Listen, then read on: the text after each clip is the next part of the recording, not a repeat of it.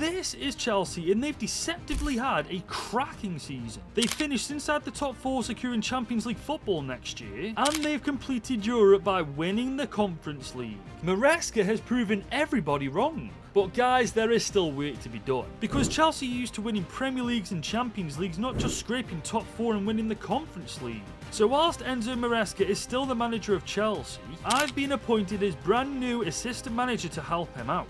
And together we're going to bring back the Chelsea of old, become serial winners again, and of course that means winning our 3rd Champions League trophy. And so, this is indeed the team that myself and Moresca have got for our first year working together. And guys, it isn't bad at all, is it? There's Reece James, Enzo Fernandez, Marc Cucurella, Moise Caicedo, Palmer. As we all know, it's an insanely young team as well. There's only 3 players above 30 years old in this squad. And due to that, the average age of our best players are mid-20s at best. We also don't have to worry about contract situations because some of our players are here for a very long time. And there's also 304 million to spend.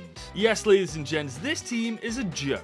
And with these guys winning the Conference League last year, it's time to take them one step further in winning the Champions League. Now guys, our first training session together has just wrapped up, and me and Enzo met afterwards to discuss what our goal should be for this year. While Enzo, I've got to say the lads are looking good in training. This could be the year we take it up a notch. I agree, Goodwin, the squad is very strong, and after winning the Conference League, they're more confident than ever. But we do need more quality in the team, I think. I'm glad you brought that up because I believe we need a more clinical striker and a much better keeper. You put it in a harsh way, but yes, I do agree. Jackson's good but not reliable enough, and neither is Sanchez. Well, at least we're in agreement, guys, and the best thing is he's already got his eyes on 1 or 2 strikers and keepers in real life. In fact, as you can see, he's got a whole bunch of players he's got his eye on in real life. I know, some are more realistic to happen than others. For example, I don't see Mark Gahey leaving Palace anytime soon, and I definitely don't see Gyökeres joining Chelsea. But that's not to say a couple players on this shortlist won't fit really well here. Just like our first signing Willers, in real life, Liam Delap is 99.9% certain that he's joining Stamford Bridge, so we brought him in for 30 million. He's a very solid player, did pretty well in the Premier League last year with one of the worst teams in it, so hopefully not only can he do well for us, he can really improve as a player as well. Another player potentially joining us in real life is Mario Gillett from Lazio to bolster our defence up a little bit. And let's be honest, that is a part of the team that does need improving. And he isn't a bad player, is he? 6'1",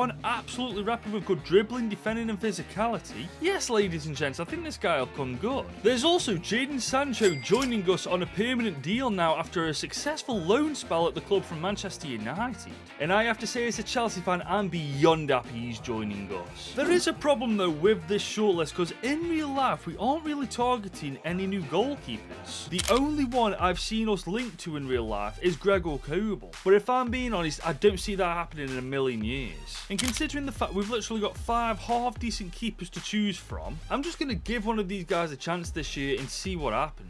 And no, it definitely is not Sanchez. I'm loaning his ass out. It's between Philip Jorgensen and Đorđe Petrovic for me, because honestly I believe both of them are pretty damn good. And so with that being said, I've shuffled the team around and I believe this is our strongest team by a country mile. And yes, right now I've opted for Petrovic, but over the season I'm going to rotate quite a bit. The thing is now though guys, we have a stupid amount of squad depth to deal with, because frankly it's too much talent just to be rotting on the reserves and the bench. But in real life, as you can see, a lot of stuff is happening with these players. A lot of players are going out on loan and some are being sold. For example, Sterling. I don't want to see him in a Chelsea shirt ever again. Christopher Nkunku is also supposed to be leaving. It's a shame he didn't really pan out with him because I do believe he's a good player. It's just one of them things. Badiashile, I believe, is also leaving Chelsea. So is Armando Broja. And I'm pretty sure Malo Gusto is too. But nothing about that deal is set in stone quite yet. So for now, it's just going to be a loan move. But with that out of the way, it's now time to see how these guys do under Moresca and Mind's management. And as the new season properly begins, we're about to find out as we're facing one of the strongest teams in Europe, Manchester City. I mean, come on, we couldn't have had a Leeds United first, could we? Unfortunately though, it wasn't the start we were after. As 16 minutes in, we conceded a penalty. And of course, Haaland buried it. And they almost went 2-0 up shortly after, forcing Petrovic to make a great save. To be honest, they were dominating us in this game, and it just got worse after the 52nd minute as they went 2-0 up. Cucurella did have a chance here to get a goal back for us, but he put it way over the bar. And Madueke had a chance in the dying seconds of the game, but it was just pathetic.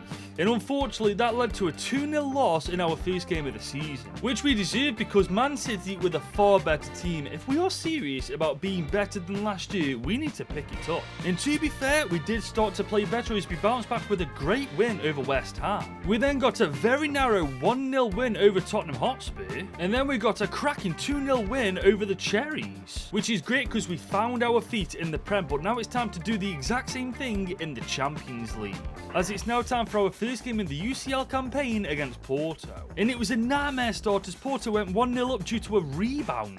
Nothing else after that really happened until the second half, where Porto almost went 2-0 up. 10 minutes before the game was over though, Jackson had a great chance to get us a draw, but he bloody put it wide. And thanks to that, we lost our first game of the UCL campaign. Not a great start, is it? We needed a bounce back win, and that's exactly what we got, thankfully, against Celtic. But then back in the Prem, we only managed a 1-1 draw against United. We then followed that up with a really tidy win over RB Salzburg. Back in the Premier League, we smashed Leeds United 3-1. However, back in the Champions League, we dropped 3 points against PSV.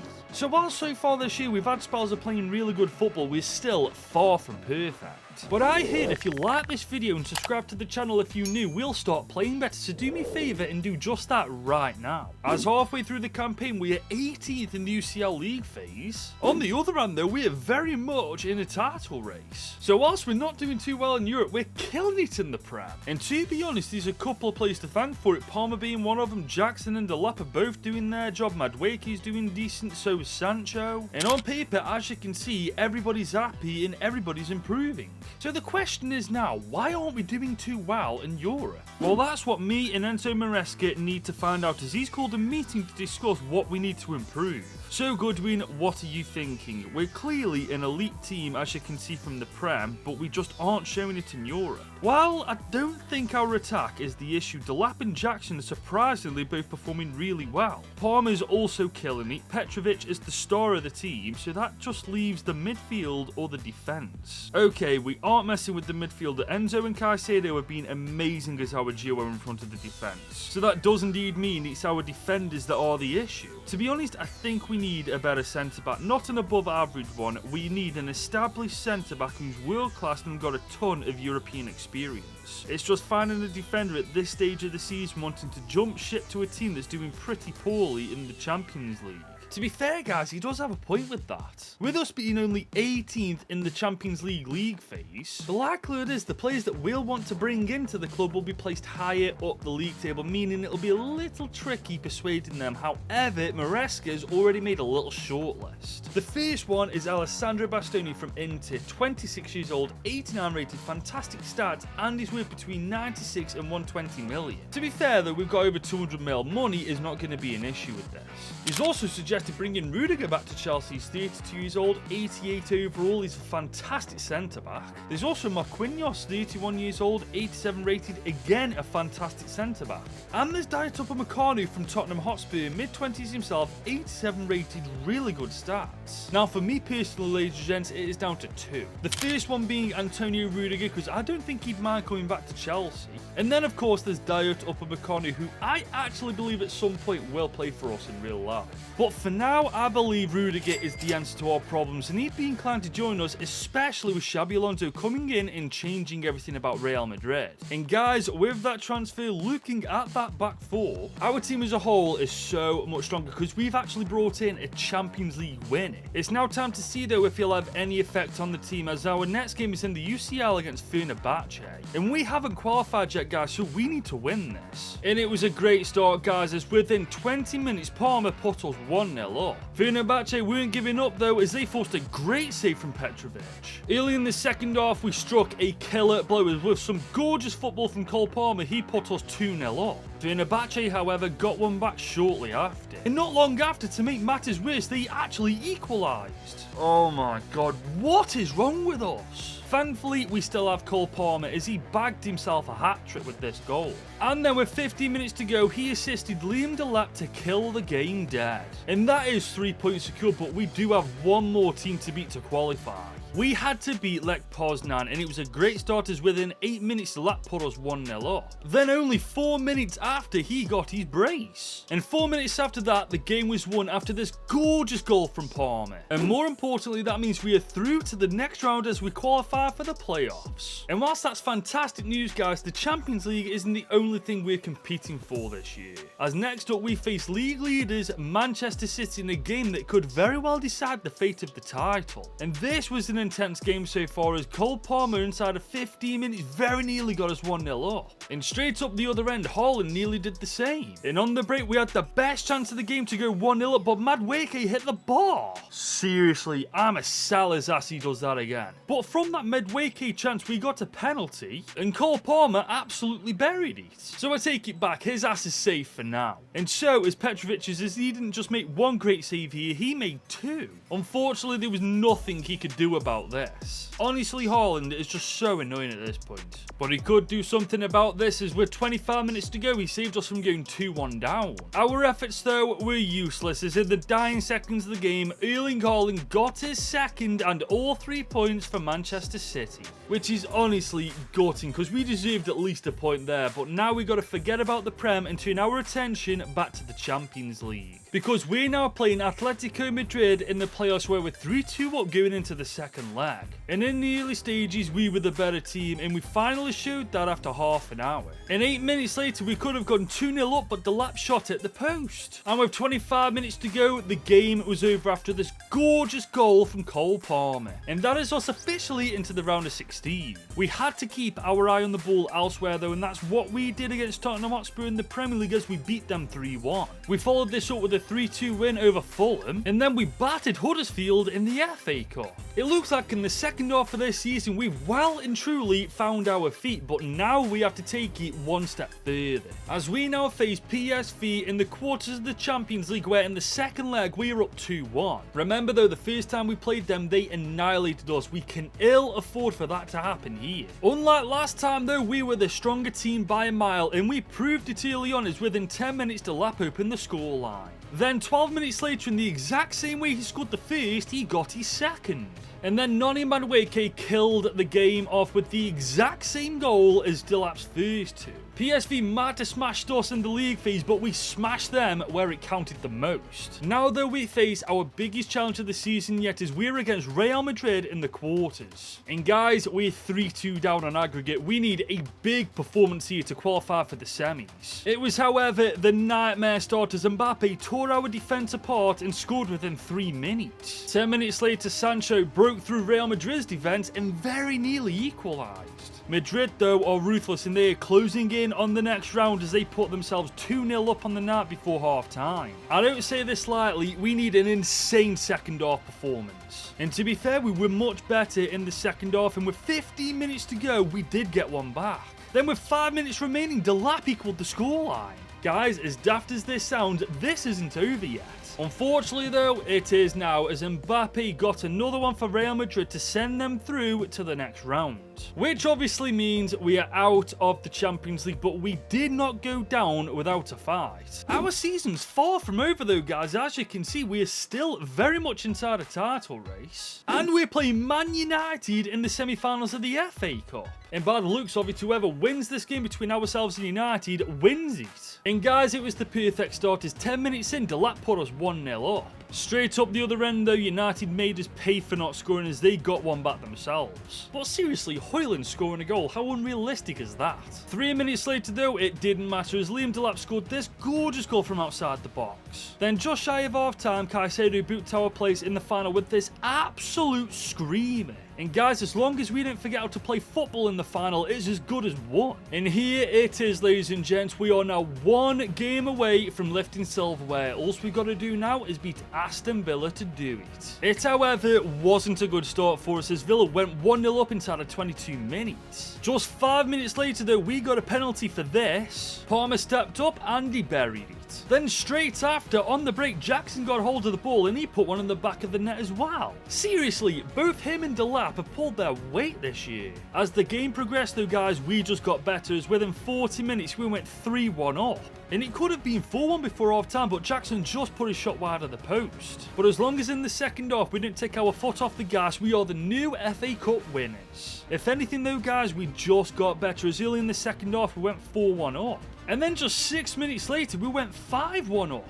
Guys, at this point, I kind of feel for Villa, as the day just went from bad to worse for them, as Palmer made it 6-1. Jackson, with 20 minutes to go, made it 7-1. To be fair to them, though, with 5 minutes to go, they did make it 7-2. Sancho, though, wasn't happy about that, and he made it 8-2 before the 90th minute. And that led us to, of course, winning the FA Cup and the most one-sided FA Cup final in recent memory. So that's another trophy added to our cabinet. Unai Emery is now sacked because of us, but we still aren't quite satisfied yet here at Chelsea. Because with one game left in the Premier League, we're only 1 point behind Manchester City. However, Man City play Leeds United and we're playing Burnley. So the only thing we can realistically do is win our game and pray to God that Leeds United turn into prime Barcelona for just 90 minutes. It's a pipe dream, but as we play Burnley in the last game of the season, you never just know. We were doing our bit to win the Premier League though, as Delap put us 1-0 up inside of 20 minutes. Just before half time though, Petrovic was called into action not once, but twice to keep us in the lead. 10 minutes into the second half though, we had a proper handle on the game as Palmer doubled our advantage. And with 13 minutes to go, Madueke put the exclamation mark on the game to give us the final 3 points of the season. So we've done our part now, but the question is, have Leeds done theirs? No, they didn't, guys. They lost their game against Man City to give them the title. I can't lie, guys, that is gut-wrenching. If we'd have won our last game against Manchester City, we'd be the best team in England now. Unfortunately, the only thing we can say we did this year is win the FA Cup. Every other competition we either bottled or were just insanely outmatched. It's got to be said though, we know how to score goals. Palmer got over 60 goal contributions, Delap and Jackson got the exact same goal contributions themselves, which I'm not going to lie guys, is a fantastic problem to have. However, Delap played 11 less games than Jackson and got the exact same amount of goal contributions. So it's safe to say we know who our starting striker is going to be next year. On top of that though, Palmer's the joint Golden Boot winner alongside Saka and Haaland. He also got the second most assists this year, and Petrovic was joint second in the Golden Glove. So whilst we did bottle the Premier League, all signs are good going into season 2. Having said that though, I do wonder what we have to do to take this team to the next level. Because if we're to try and win the Prem and Champions League next year, something in this team has to improve. And so as the new season begins, Moresca's called a meeting with me after having a meeting with Todd Bowley. Well, the good news is Goodwin Todd's happy with our performance last year. Winning the FA Cup was something he was really proud of. That's all well and good, but why do I feel like a butt's coming right about now? That's because it is. He wants us to win either the Prem or UCL this year, no excuses. Well, we did expect that, to be fair. The question is, how do we take that team that one step further so we can achieve that? Not to worry Goodwin, Todd's already given me his thoughts and I do agree. We have good strikers, a world-class attacking midfielder, we just need a world-class winger now, and he thinks replacing Madueke is the move.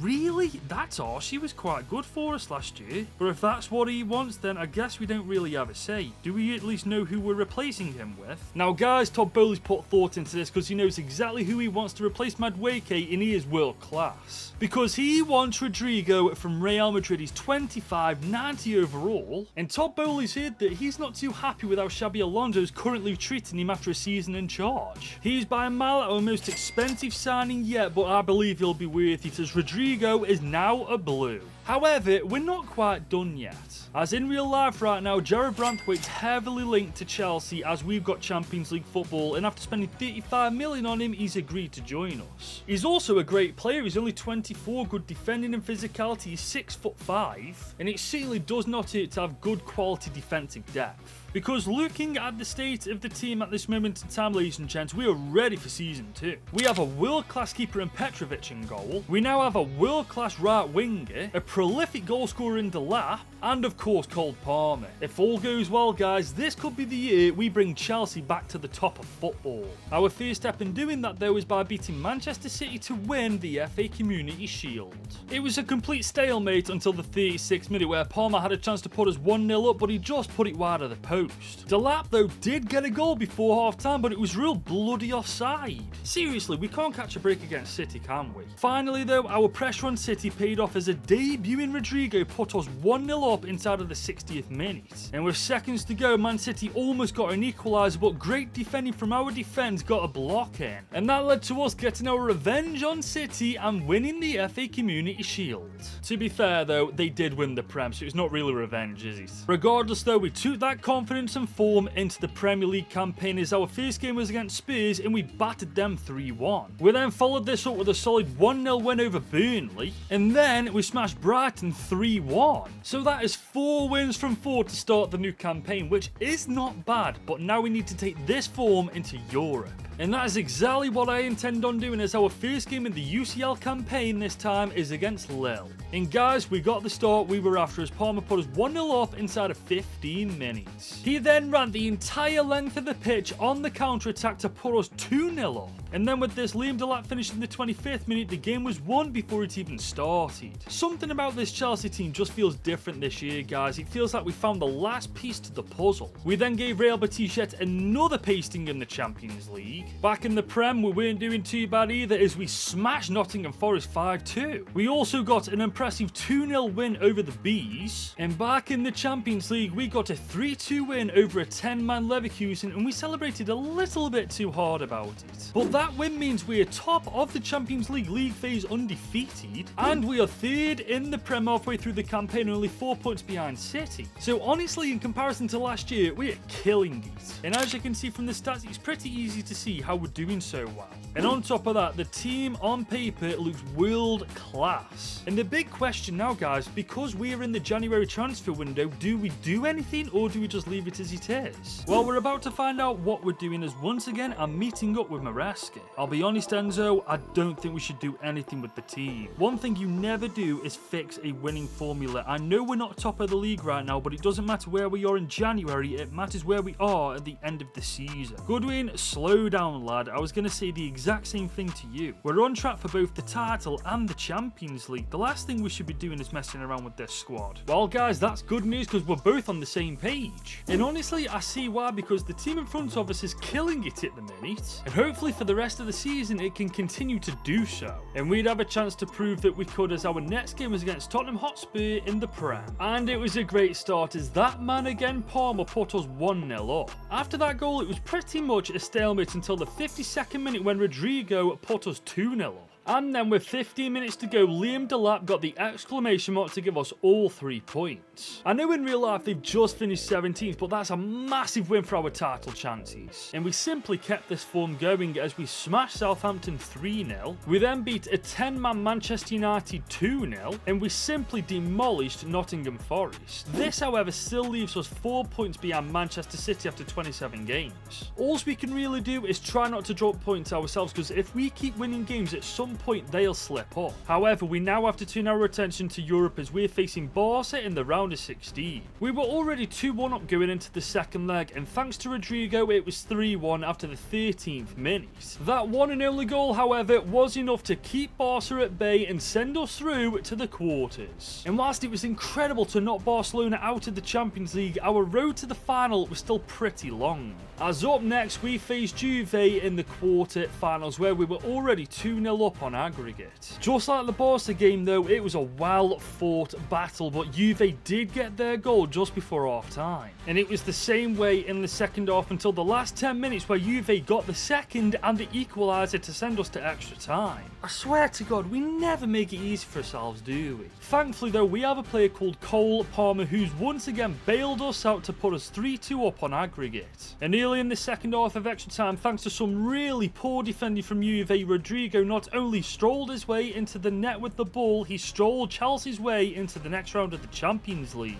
Which means we are now 2 good performances away from the Champions League final, and they will have to come against none other than Atletico Madrid. Fortunately for us though, we had a 2-1 advantage going into this game, but Atletico soon made it 2-2 on aggregate after scoring within 15 minutes. Shortly after conceding though, we got a goal of our own courtesy of Jadon Sancho on the counter-attack. And that was indeed enough to knock Atletico Madrid out and send us through to the Champions League final, which is genuinely remarkable incredible, guys, but that isn't the only final we've made this season, as we have the chance to win the FA Cup twice in a row. All we've got to do is beat Leicester City to do it. And it truly was the start we were after, as inside the half-hour mark, Joao Felix made it 1-0 to the Blues. Not the Foxes Blues, the Chelsea Blues. And just before half-time, Jackson got his goal to make it 2-0 to Chelsea. And in the 53rd minute, Rodrigo scored this gorgeous free kick. And Jackson got his second of the game, the fourth for Chelsea, to kill the game dead. Which obviously means for the second year in a row, we are the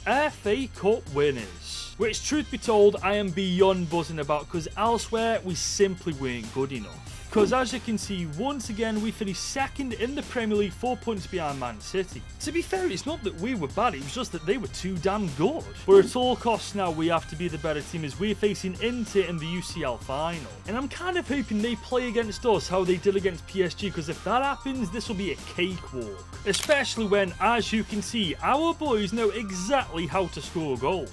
And on paper, let's call a spade, they are nothing short of world class. And granted, this team hasn't won the Premier League, but we've won 2 FA Cups and a Community Shield. We are just missing that 3rd Champions League.